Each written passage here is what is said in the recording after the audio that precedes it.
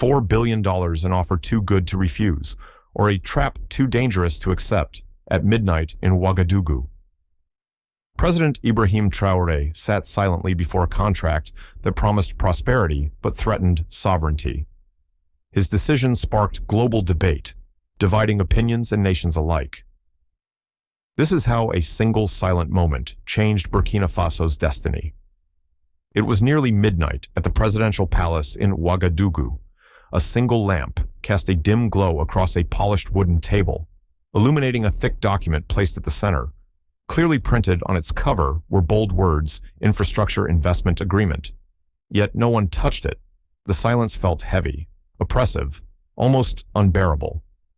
Advisors sat rigidly in their seats, tension visible in their eyes. All gazes rested on the man seated at the head of the table, President Ibrahim Traoré.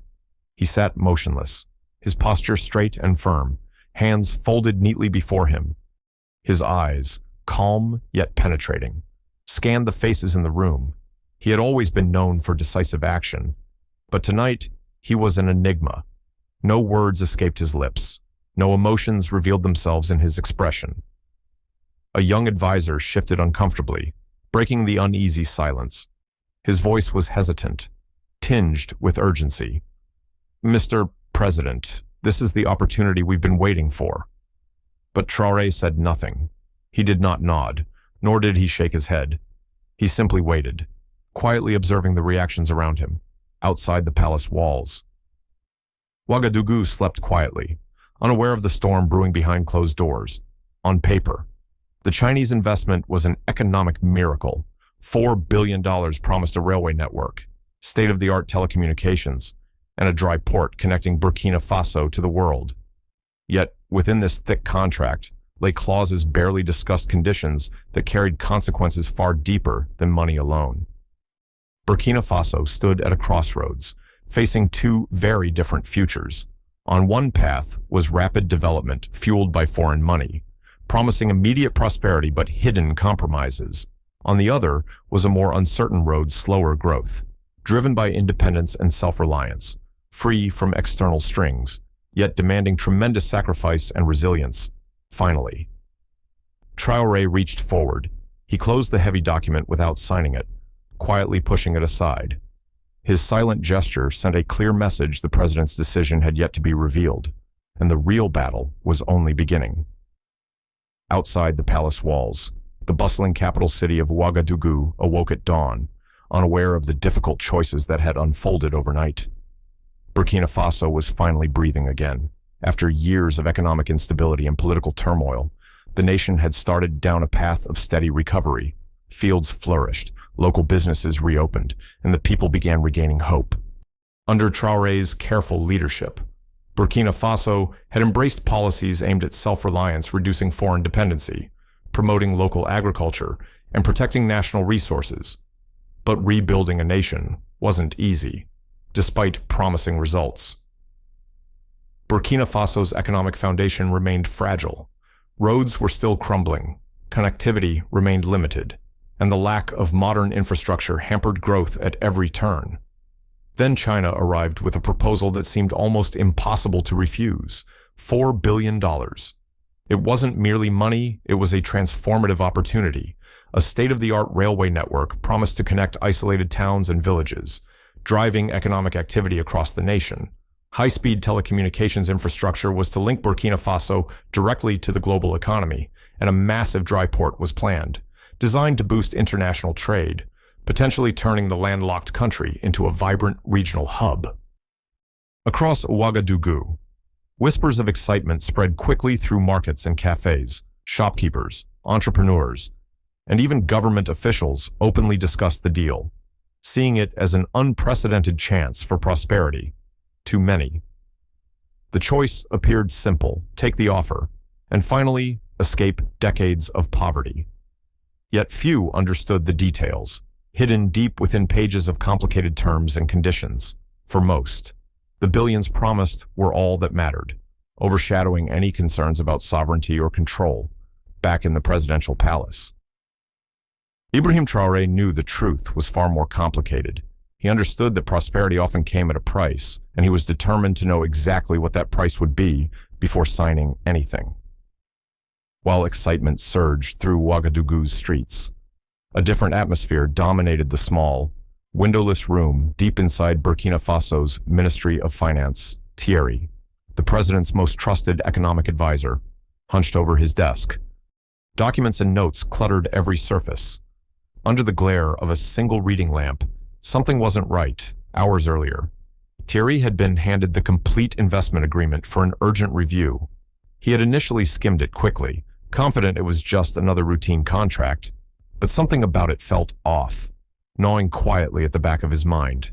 Now, late into the night, Thierry's unease finally revealed itself. On the 42nd page, buried beneath technical jargon, lay several troubling clauses, terms carefully worded, almost hidden, and disturbingly non-negotiable. One clause granted exclusive employment rights to Chinese workers for construction and management roles, effectively excluding local engineers and laborers from meaningful involvement in their own infrastructure development. Another clause allowed China long-term operational control of all new railways, ports, and telecommunication systems, extending up to 99 years. But the clause that alarmed Thierry most was tucked near the end. Deceptively brief and vague, Burkina Faso's largest rare earth mineral mine was required as collateral. If the country defaulted or even delayed payment, the nation risked losing control of a critical resource forever. Thierry felt a chill run through him. This wasn't aid or even a straightforward investment. It felt more like a calculated trap, carefully laid beneath glittering promises of prosperity. He knew President Traoré trusted him implicitly, yet, even as he prepared his urgent report for the president, Thierry wondered if anyone would truly understand the weight of his discovery. The nation stood blinded by the promise of billions. Revealing the truth now could change everything or tear the government apart from within. Thierry's report landed on President Traoré's desk at dawn, its revelations rippling quickly through the corridors of power. Within hours, whispers turned into heated exchanges. Burkina Faso's government, once united in its goal of recovery, now faced a deep and troubling divide. Inside a tense meeting room, key cabinet ministers had gathered around a large wooden conference table. Sunlight streamed through tall windows, casting sharp shadows across anxious faces. Thierry watched silently as the room erupted into a fierce, emotional debate. Minister Diallo, responsible for finance, spoke first. His voice was sharp, tinged with frustration. "We can't afford to reject this deal. We're talking about $4 billion. This investment is a lifeline. Roads, railways, internet, everything we've dreamed of for decades. Are we really prepared to turn that away?" Opposite Diallo, Minister Konate, the seasoned head of defense, leaned forward, his gaze fierce and unwavering. "Yes, it's money," Konate replied firmly. "But at what cost? This isn't just an economic deal, it's political leverage. Signing this means surrendering our sovereignty. Our people won't forgive us if we gamble their freedom." Thierry felt the tension tighten around him. The ministers, previously allies, now stood on opposite sides of a fundamental divide.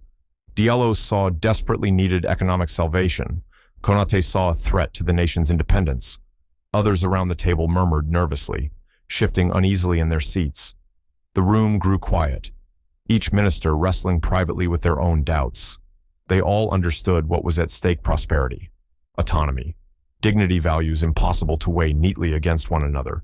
President Traoré, seated at the far end of the table, watched quietly, listening carefully without interrupting. His silence drew anxious glances. It was impossible to gauge his thoughts, yet each minister knew the final decision rested with him alone. Thierry understood this better than anyone. His report had sparked this division, laying bare hidden dangers behind the promise of easy wealth.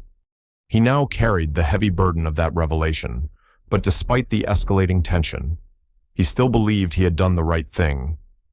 Across the table, Diallo's voice broke the silence once again, this time softer, almost pleading. "Without infrastructure, we're condemned to poverty.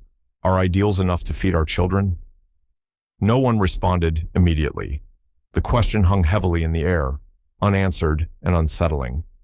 Thierry felt a knot tighten in his chest.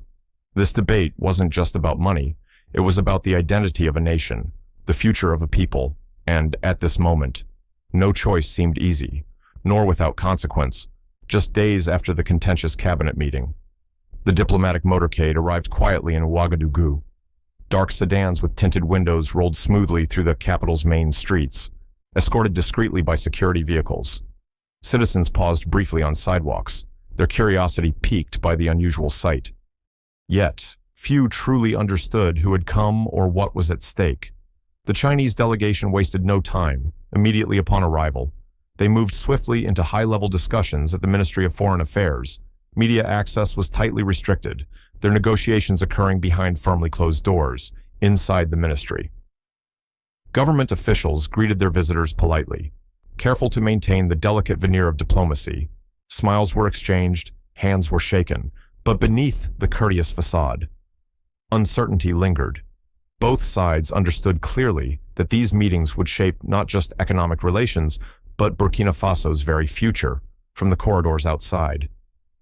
Thierry watched quietly, absorbing each detail. Though his role was advisory, he felt the crushing weight of responsibility. Every handshake, every exchanged document, seemed heavy with hidden implications.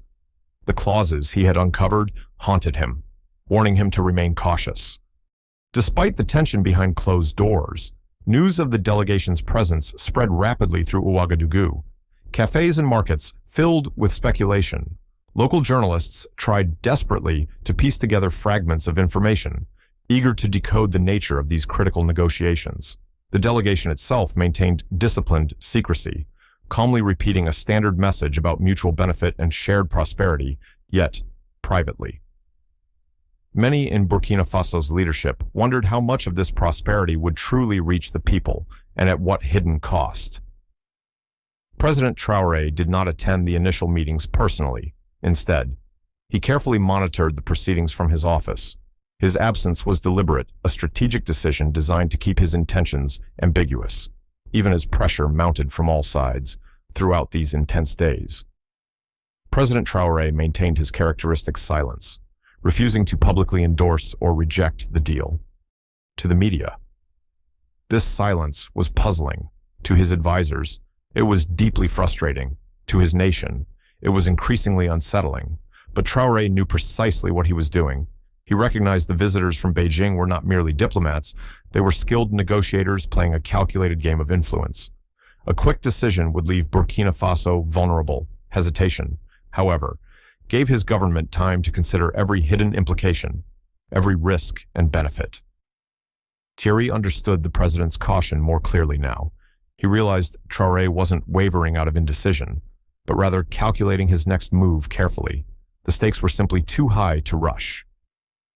As the delegation left the ministry late in the evening, Thierry felt the full burden of uncertainty pressing down on his shoulders. He knew Burkina Faso stood at the edge of something momentous. What he didn't know was whether this critical moment would lead to prosperity or plunge his nation into a deeper crisis. As the Chinese delegation's initial meetings concluded, Thierry noticed subtle yet significant movements unfolding behind the scenes. While diplomats publicly exchanged pleasantries, President Traoré was quietly and methodically maneuvering out of the spotlight. Late one evening, Thierry found himself reviewing technical reports from the Ministry of Communications. He paused suddenly, noticing an unusual project buried within pages of routine updates. A small local team of engineers had begun research on an independent telecommunications network, linking Burkina Faso directly with its West African neighbors, Mali, Niger, and Guinea.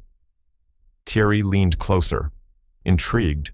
This had never appeared in public records or government briefings. At first, Thierry assumed it might simply be a small pilot program, insignificant compared to the vast scope of the Chinese proposal.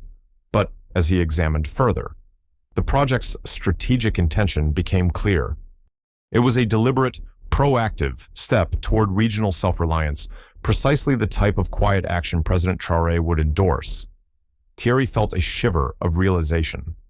Perhaps the president's prolonged silence wasn't hesitation at all. Maybe Traoré was carefully building leverage, preparing alternatives should negotiations fail. Days passed, and whispers of unofficial meetings emerged. Sources claim Traoré had quietly hosted late-night discussions with leaders from Mali and Guinea. Rumors spread discreetly through political channels, suggesting a potential new alliance, a regional partnership independent from global powers. Thierry's curiosity deepened, sensing a careful chess game unfolding quietly around him, publicly.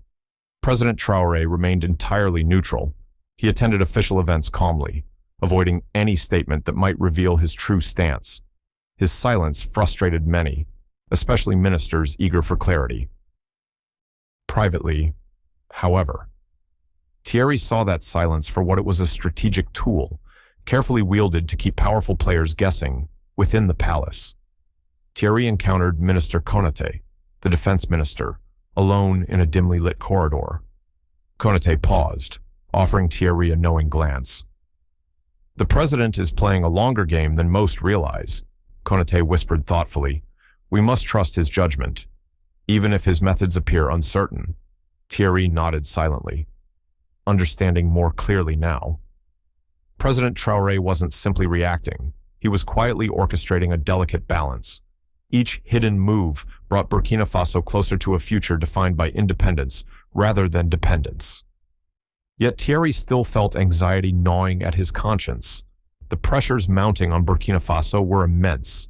International media scrutinized every hint of diplomatic activity. While citizens demanded clarity, Thierry knew well the president couldn't maintain this ambiguity indefinitely. Outside, Ouagadougou continued bustling. Unaware of the quiet drama within government walls, cafes and markets still buzzed with hopeful anticipation over promised billions. But Thierry recognized the harsh reality: the promised investment could come with unbearable conditions.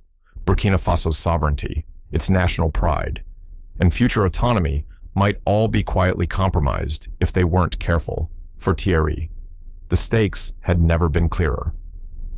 President Traoré's quiet moves were clever, but they also carried immense risk. One misstep could unravel months of careful preparation, plunging Burkina Faso into uncertainty. Thierry knew that silence was becoming increasingly risky. Time was rapidly running out. The nation needed a definitive answer, and the clock was ticking relentlessly toward the final deadline, as days quickly turned into hours. The pressure on President Traoré became almost tangible. The Chinese delegation had delivered their ultimatum. 72 hours remained for Burkina Faso to either accept or reject the $4 billion deal. Within government corridors, tension escalated sharply. Cabinet members spoke in hushed tones. Anxiety etched into every conversation. Still, Traoré gave no sign of decision. His silence had transformed from a strategic mystery into a growing source of concern, even panic. Thierry paced nervously in his office. Each minute ticked painfully by, bringing the nation closer to the critical deadline. Reports stacked high on his desk, detailing possible outcomes, yet none provided reassurance. All seemed equally dangerous. Acceptance meant loss of sovereignty. Rejection could trigger economic disaster inside the presidential residence. Traoré remained isolated, rarely emerging. He spoke with only a select few, exchanging brief notes or terse messages. Ministers and advisors grew restless, craving clarity, yet unwilling to openly challenge the president's methods. Even Minister Diallo, who had initially championed the Chinese investment, now appeared uncertain. His public confidence waned, replaced by visible apprehension. Behind closed doors, Diallo confronted Thierry directly. "Has he said anything? Anything at all?" Diallo's voice trembled slightly, betraying deep concern. Thierry shook his head quietly, aware of the growing tension within Diallo and across the entire government. "No, not yet." He remains firm in his silence. Diallo exhaled slowly, frustration evident. "His silence is making our partners nervous. The Chinese delegation expects clarity. We can't afford to lose their confidence." Thierry understood Diallo's anxiety. Burkina Faso faced a stark reality. Rejecting the deal would anger a powerful international partner, potentially isolating them economically. But acceptance could bind the country to restrictive terms, sacrificing long-term freedom for short-term gains. Outside the palace, the public grew increasingly restless. Citizens debated openly in cafes and on street corners. Eager for news, local media struggled to offer answers, fueling further speculation and uncertainty, with less than 24 hours left. Thierry was called urgently to Traoré's office. He found the president alone, seated calmly behind his large oak desk. A single envelope lay before him, sealed, signed, and carefully prepared. "Deliver this tomorrow," Traoré instructed quietly, his voice steady yet revealing nothing of its contents. Thierry accepted the envelope carefully, his pulse quickening with apprehension. "What's your decision?" Mr. President Thierry asked cautiously, unable to contain his curiosity any longer. Traoré looked up, meeting Thierry's gaze with unwavering resolve. "Patience," he said simply, his tone gentle yet firm. "Soon enough, everyone will understand." Thierry left the room unsettled, clutching the sealed envelope tightly in his hands. He now carried the nation's future, hidden within the thin layers of paper and ink. He felt a heavy burden of trust and uncertainty. Outside, night fell over Ouagadougou, quiet yet filled with restless anticipation, with mere hours left. Burkina Faso stood poised on the brink of profound change, whatever decision lay within the envelope. Thierry knew one thing clearly: it would alter the destiny of an entire nation. The next morning arrived swiftly, marked by thick gray clouds hanging heavily over Ouagadougou. The city awoke anxiously, tension pulsing through the streets. Today was the deadline the nation's future hinged upon a single sealed envelope. At precisely 9 o'clock, the Chinese delegation returned to the presidential palace. They entered quietly, their faces calm but expectant. Thierry greeted them respectfully, carefully masking his nervousness as he guided them to the main conference room.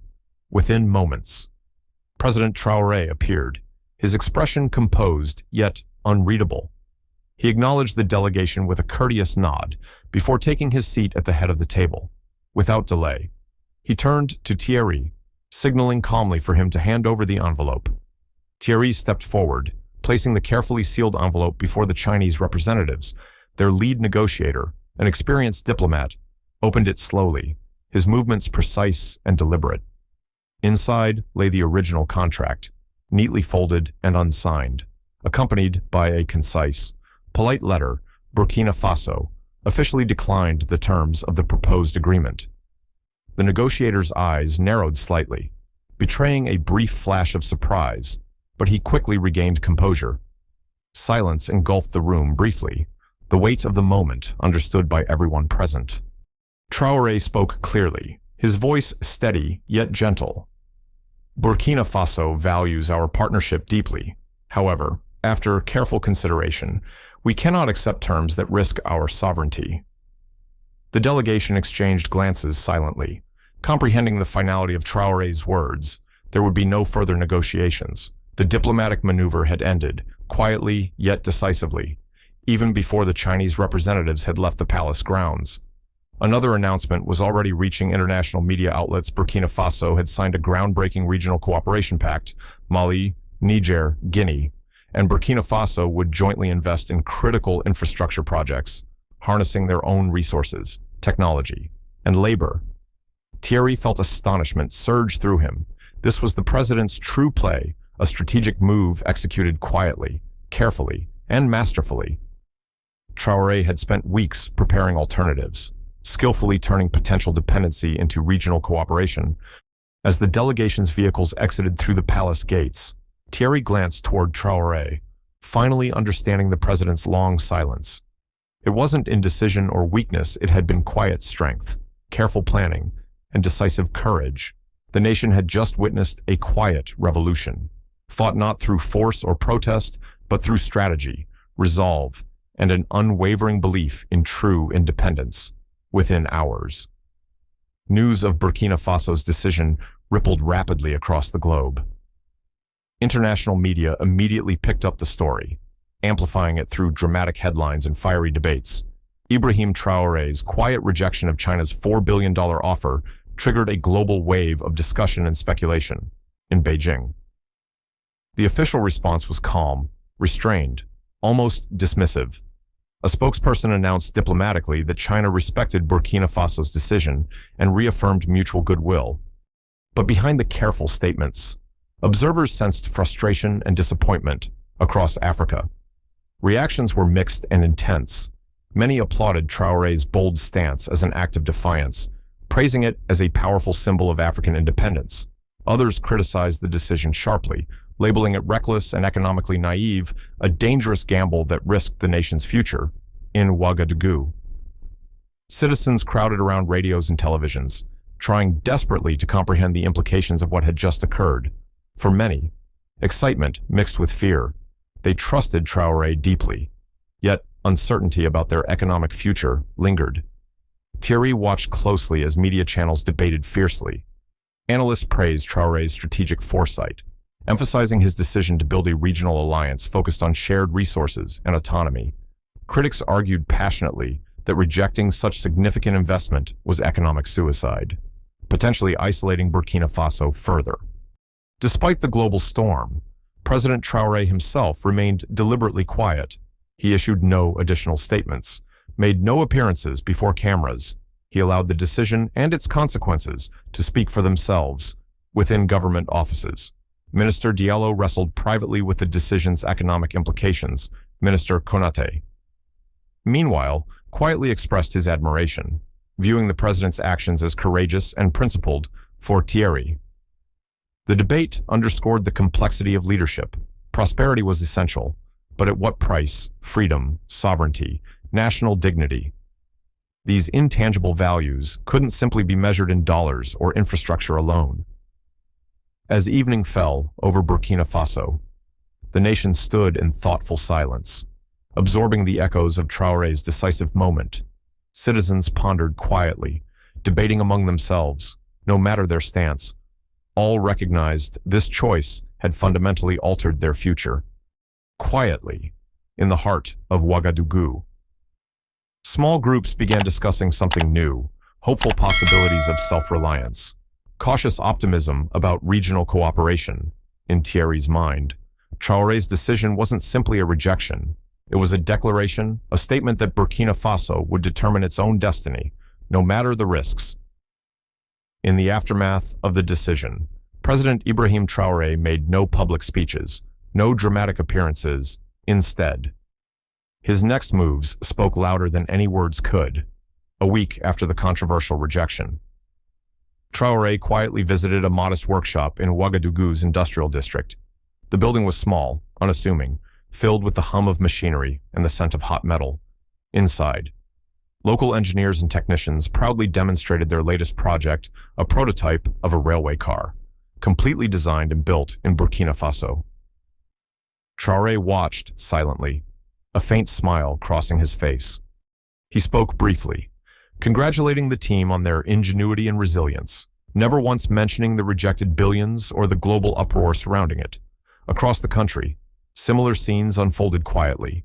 Local factories, agricultural cooperatives, and technology startups received increased governmental support, marking a shift toward true economic independence. Regional alliances with Mali, Niger, and Guinea began taking shape, transforming from mere ideas into tangible projects. Public reaction gradually shifted as well. Initially fearful, many citizens began to feel genuine pride in their president's quiet resolve.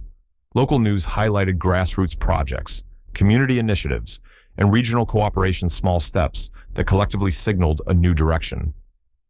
Traoré understood clearly what many overlooked: genuine strength came from within. Prosperity could not be bought at the expense of freedom or dignity.